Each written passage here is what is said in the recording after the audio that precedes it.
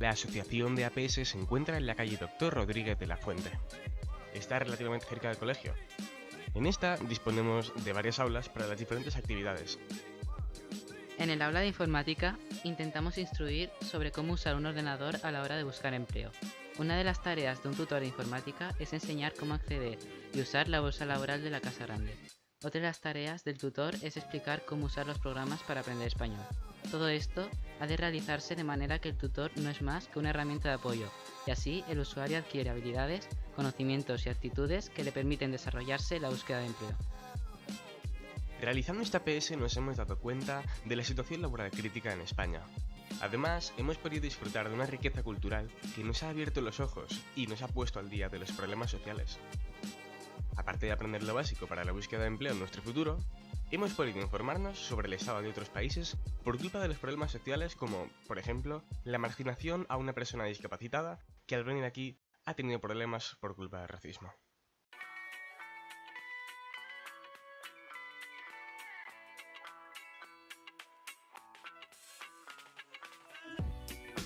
Aparte del aula de informática, tenemos el aula de refuerzo, en la cual se ayuda a los chavales con los deberes y lo más importante, estamos con ellos 1 hora y media.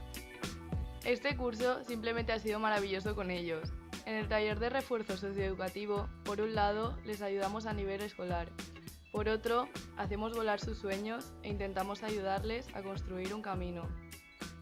A la vez que les enseñamos valores como el respeto y la tolerancia, nosotros aprendemos otros como la paciencia, sobre todo paciencia, y también empiezas a valorar pequeños detalles, como que si faltas un día, pregunten por ti y por tus aviones de papel. Persigue tus sueños sin rendirte. No dejes que nadie te diga que no puedes hacerlo. O hoy es un buen día para sonreír. Son algunas de las frases que en la Casa Grande no se paran de decir a los niños con el único fin de que nunca dejen de luchar. En la Casa Grande hay tiempo para trabajar y aprender a restar, sumar y muchas cosas más, pero también para reír y divertirse, por ejemplo, con juegos de mesa como el quién es quién.